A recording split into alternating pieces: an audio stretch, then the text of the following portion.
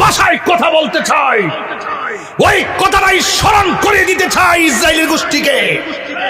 একটা কথা মনে রাখো, পরাশক্তি সাম্রাজ্যবাদীরা যুগে যুগে ফেরাউনের পতন হয়েছে, নীল নদের ময়দানে পানিতে ডুবে নমরুদ্দার পতন হয়েছে, ল্যাংড়া বসা নাকি দিয়ে ঢুকিয়ে আবু জাহিল্লার পতন হয়েছে।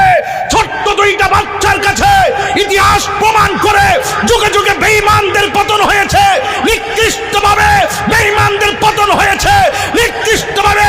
অপেক্ষা করো, ইসরায়েলের গোষ্ঠীর সাম্রাজ্যবাদীরা, তোমাদের পতন বেশি দূরে নয়, তোমাদের পতন অবিসম্ভাব্য কাছেই অবস্থান করছে। নিকৃষ্টভাবে কথা বলেন, ঠিক কিনা?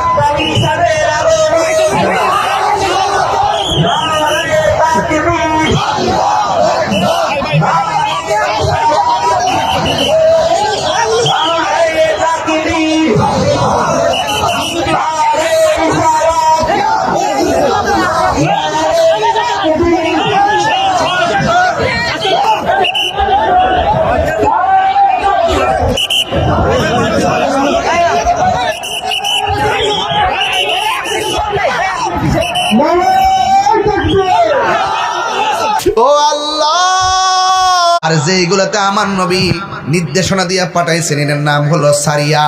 আমার নবীর জীবনে 27টা যুদ্ধে সরাসরি যুদ্ধের ময়দানে নেমেছে।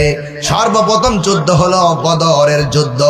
যখন যুদ্ধ শুরু হয়ে গেল, আল্লাহ তো কোন গেল, পাল্লাটা দিতাম নি, ইতিহাসটা পাল্লাটা দিতাম নি, একটা বাইল করে দিয়া যায় ইনশাল্লাহ।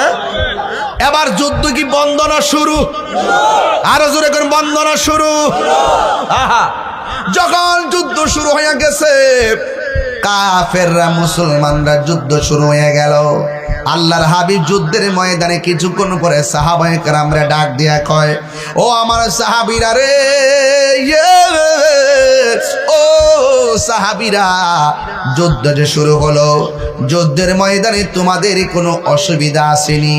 সাহাবায়ে কেরাম বলে, ইয়া রাসূলুল্লাহ, যুদ্ধ করতে অসুবিধা নাই, তবে পরিস্থিতির কারণে একটু অসুবিধা মনে হইতেছে। কয় কি ব্যাপার? কয় আমরা যেই জায়গার মধ্যে দাঁড়াইছি